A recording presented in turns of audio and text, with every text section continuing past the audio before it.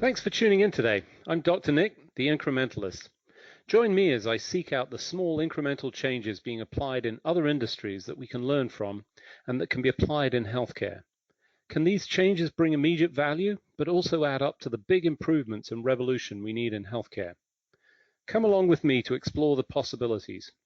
My innovative guests from around the globe have used small incremental improvements to achieve their moonshot. And today, I'm delighted to be joined by Dr. Justin Norden. He is a partner at GSR Ventures. Justin, thanks for joining me today. Nick, thanks so much for having me on. So if you would, please give us a little bit of a summary of how you arrived at this point, what your career steps were to get you to this point in your career, if you would. Perfect. Happy to. So my journey begins growing up in Seattle. I came from a family of physicians, but also went to the grade school where, Microsoft was the bar for success. So really, if you kind of pull those two things all the way through, kind of that helps to explain kind of how I got here. So my undergrad and master's were in computer science and computational biology, where I focused on machine learning and genomics, and then later got my medical degree and MBA from Stanford. I ended up going from there to found my own company in the AI space, which we sold to Waymo, Google's self-driving car company. Worked on the healthcare team at Apple for a couple of years, where we launched some of the women's health features that are live on 1 billion phones across the world today. Helped launch the Stanford Center for Digital Health. There, we were doing some of the first telemedicine visits out of Epic, evaluating technologies for the health system. And eventually, found myself to GSR Ventures, where I've been for almost 4 years now, where we're a team of physicians, technologists with prior experience founding and running our own startups, where we have the same vision for, how healthcare could be improved by technology. Additionally, I teach at Stanford. I'm an adjunct professor in the Department of Biomedical Informatics, where I teach on digital health and AI. And, really, all of that said, what my goals are to do now is how do we really democratize healthcare access? How do we bring technology into medicine in the right way? And I'm super excited to talk with you more about that today.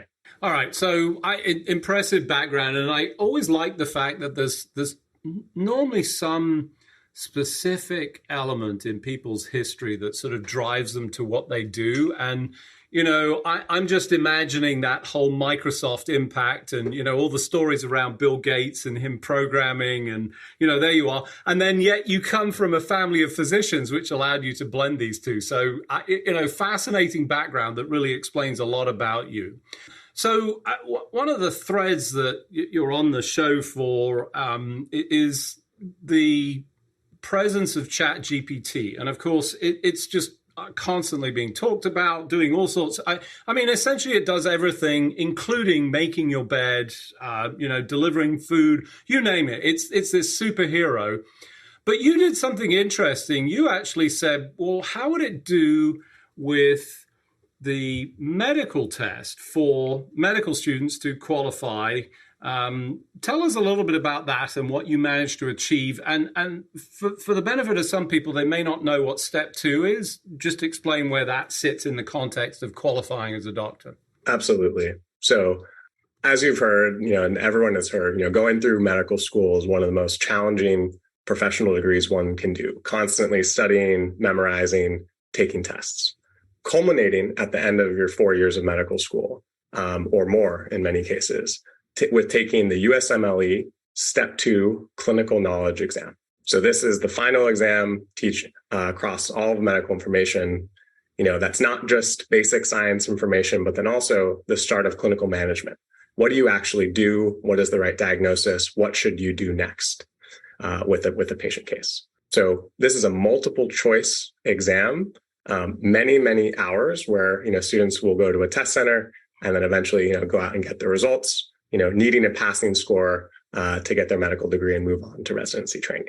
So really just the culmination exam of medical school. And so, using that as a benchmark, we wanted to say, how does GPT-4 do on this exam? So previously, as when ChatGPT came out in November, some researchers looked to answer this question. And I'll talk about this exam as well as ChatGPT, which is from OpenAI, as well as what Google did with MedPalm, because these things really happen in parallel. Back in November, when ChatGPT came out, some researchers looked and tested this. If we literally copy and paste, question stems from these USMLE step 2 practice questions, paste it into ChatGPT, how did it do? And Google more or less did the same thing.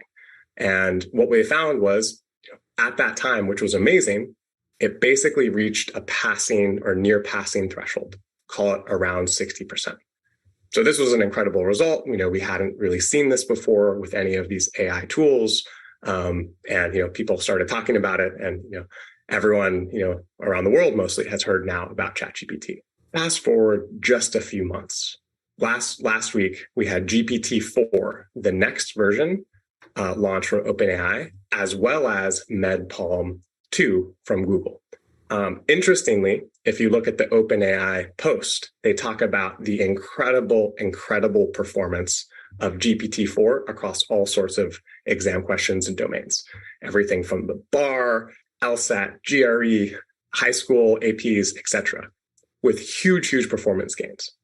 Notably missing from all of these graphs was anything medical, anything on step 2, and how it would do on licensing exams. I'm sure we'll talk about that in a second for why, but let's talk about how it did. We took very similar methods, testing in the same way to how these researchers previously tested it on ChatGPT, which was launched as a GPT 3.5 model. And what happened with GPT-4? It performed much better. We saw 89%. Wait. How much better, Justin? Great question. Thanks, Nick. Much better. We saw 89% correct, which roughly corresponds to a 95th percentile on an exam. Basically, over the span of a few months, OpenAI went from around just passing near bottom of a class to near top of the class performance. Granted, there are many caveats, and we could spend the whole podcast talking about this. It's stochastic. It's not going to get the same performance every time on the same questions. There's questions of data contamination, leakage. Is it quote unquote cheating in any ways where it maybe already was trained on these answers? Separately, Google basically had the same jump in performance. Basically from 60%, 85% was what the Google researchers published on their blog post. And to me, what's really exciting is just the speed and pace that these systems are improving. Does this mean we're going to replace doctors? No. Does this mean we should maybe change how we're thinking about these tests? I think so. But let me pause there. You stole my thunder there. That's exactly my point here. I think that represents, from my experience, and I've sort of lived through this a little bit through a family member who's been through all of this, and I have to say, extraordinarily terrible measure of a physician, in my view. It allows them to answer, memorization questions, and quite honestly, it's designed to fool you. It feels like a puzzle that is deliberately obfuscates the content, and it's interesting that a whole committee gets involved in single questions, but it just demonstrates that that's a really poor assessment, because I think you're right. And tell us why you think this. That's not the bells tolling for the end of medicine as we know it and physicians practicing medicine. Absolutely not. So I think one of the things that not everyone outside of medicine realizes, even if going to their own doctor's appointments, but so much of these exams are, okay, what is the diagnosis? What is the next best thing? Much of the time when we're actually, in a patient encounter, you already actually know the diagnoses of the patient. They're given to you. And it's very obvious, right? If someone's coming in for diabetes, what you should be doing, that they should be on insulin, metformin, et cetera. It's how you work together to figure out what is the plan that a patient can do. How does this fit in all of the other contexts of their life, other diagnoses, ability to pay, social determinants, et cetera, that really determine how effective the entire treatment plan is going to be for a patient. And so it's funny, oh my gosh, you can get the correct diagnosis. Often you start with that in many clinical encounters across all of medicine. And so, I think these tools just highlight, incredible knowledge recall, incredible ways to kind of surface potentially the right information that's coming up. But medicine is so much more than that for what clinicians are doing on the front line. So in no way do I think this is going to be replacing any of our providers. I do think, however, it's going to start to change how we train and test our providers, and it is going to start to change what's happening right now with how providers look for and interact with information. You were, I think, dynamic in your approach to this. Obviously, with that dual background history, you pulled all this together and did it contextual to, and posted about this. I think some of the commentary that ensued was quite informative in the sort of different perspectives that people have of that. Tell us a little bit about the sort of competing interests or viewpoints that you saw as part of that. Absolutely. It's been fun to see kind of something, let's call it like go viral in some sense and kind of gather people's attention. And I think it just speaks to the fact that people are watching. I think this is it really is a unique time in history where things that previously were impossible or things that almost look like magic are now happening with technology today. And so when that happens, I think you get a lot of fun responses. So for example, a few of them are, Justin, you're arguing that, this is going to replace clinicians and, well, how did it do on an abdominal exam or, how did it do on these things? And, any part of a physical exam or surgery. And, of course, it's not doing that. And yes, it's pointed out, but I think it touches an interesting nerve. And I think especially people who are a little bit more removed from the technology, I sit at Stanford at GSR Ventures in the heart of Silicon Valley and these new things coming out, trained as an AI computer scientist. Most of us in medicine, don't come from that background, don't really know what this technology is capable of, and are seeing, different, media responses for, oh, doctors are going to be replaced, my jobs are at risk, and different things like that. And so I think it touched a little bit on that kind of cultural nerve that, started almost a decade ago of some people saying, oh my gosh, AI is going to replace clinicians. And, I really think that's not the case, but I think there is some kind of uneasiness on kind of what are these tools going to do and how is this going to affect me and my job. So I think, you saw those comments on one side. I think there are other comments around, hey, is this really the performance? How do you know it really did that well? If you test it multiple times, you'll get different answers. Is this method a good way of doing this? And the simple answer is, no, actually. We really need to think about better benchmarks and better ways to measure and test these systems. This is a LinkedIn post. This was a quick analysis. This wasn't, a rigorous, in-depth scientific endeavor, pressure testing every part of the system. Right. And actually that, part of that comes from my background. My startup, we were working on, algorithm safety and trust. How do we push algorithms towards failures, find edge cases, and think about that in a quantitative way? This is by no means that. And as a field, as these tools start to get used, I hope this, post and talking about it starts to have everyone think about how really do we test these things? Because patients are going to start to use them on themselves anyway, even though they're not medical devices, which we can talk about later. But how do we think about testing these things? So those were just a few of the threads I think that were interesting from the comments that ensued. So for those of you just joining, I'm Dr. Nick, the Incrementalist. Today I'm talking to Dr. Justin Norden. He is a partner at GSR Ventures. We were just reviewing his Chat GPT 4 performance in the Step 2 final medical exam and some of the different perspectives. And, you highlight a couple of things that I think, worth sort of diving into in a little bit more detail, because I think everybody gets the excitement and, the fear, but somewhere in the middle ground of this is, well, hold on a second. What is that? And you use the term magic. I think we've heard that in the past over, what seems like magic in the past, then turns into reality. And, we're seeing a little bit of that.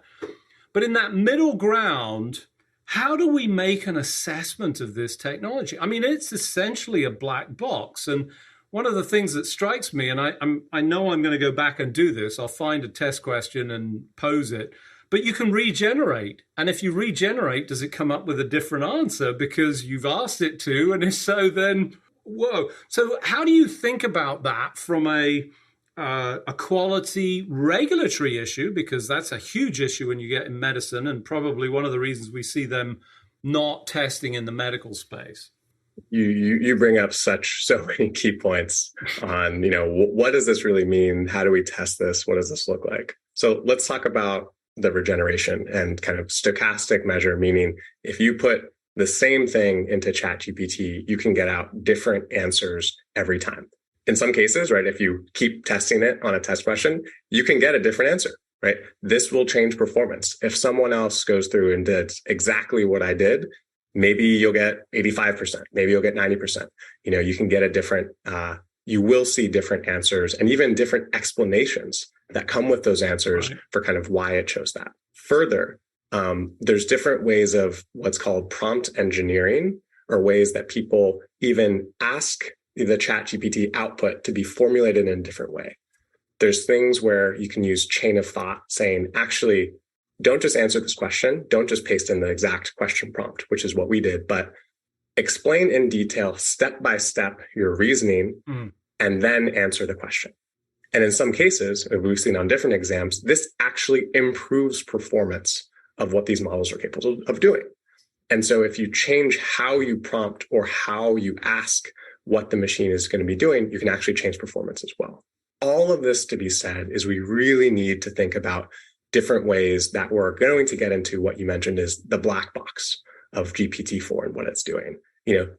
Eventually, I think regulators are going to be having conversations, with these large tech companies around, we need to think about different ways for performance. Let's think about extremely clear, held out test sets and other ways where things, we are sure there's kind of not data contamination or anything as well.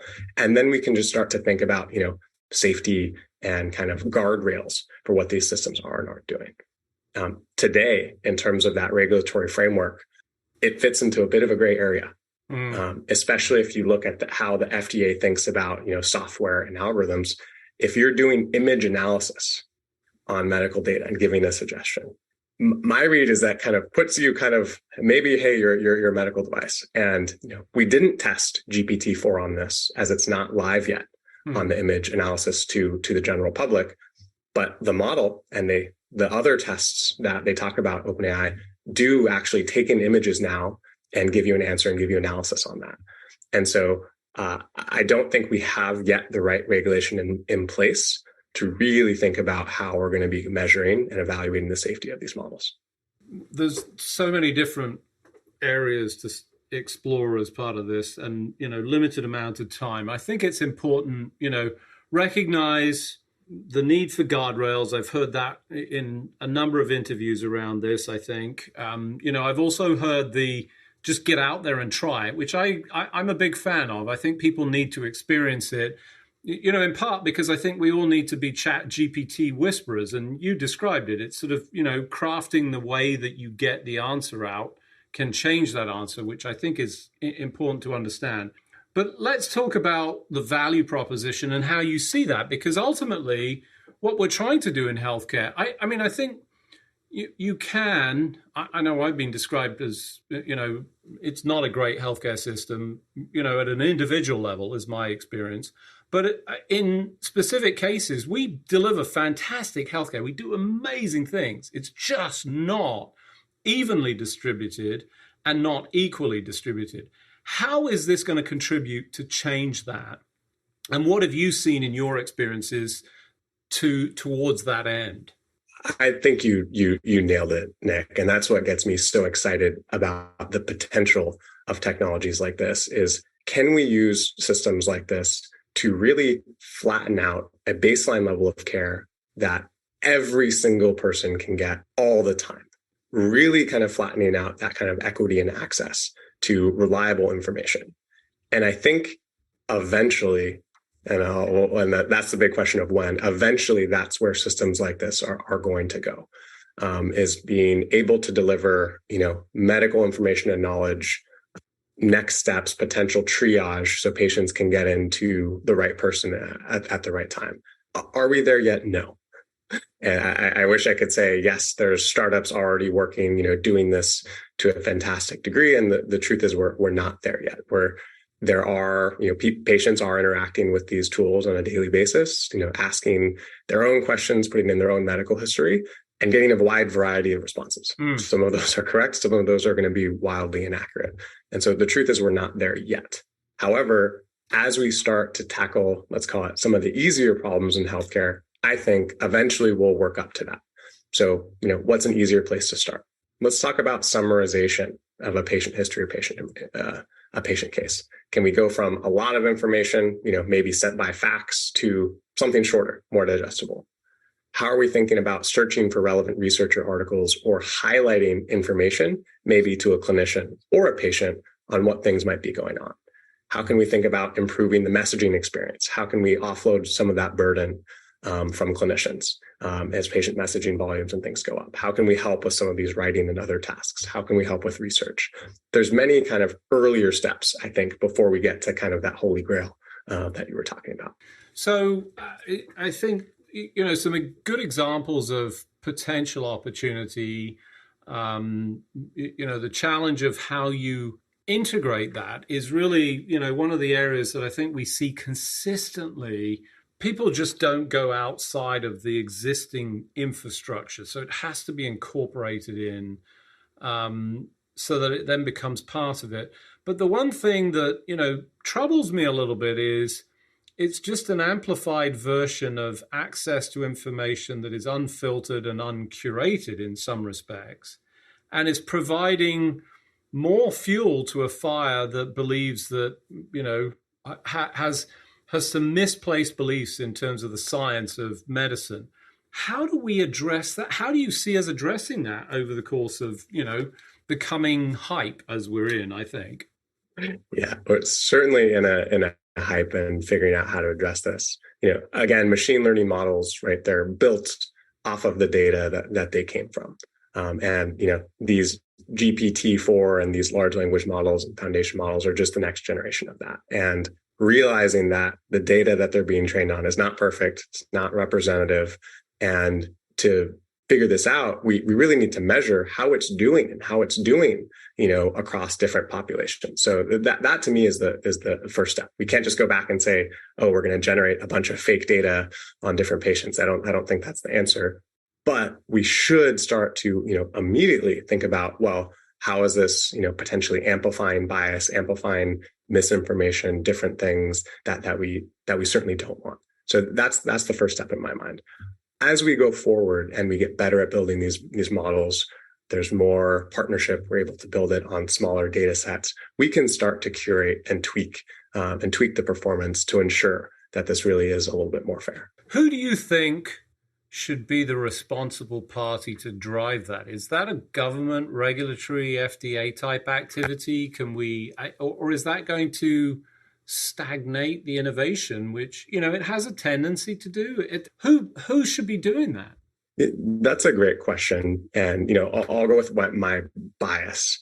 Obviously I'm on the West Coast right here, a long ways from DC. And I hope it's many parties coming together, because what happens if it's, just industry off and running, then you worry about some of those things you brought up around fairness, equality, access. Is this, being built in the right way to, not just serve a profit motive, but maybe, our most vulnerable populations.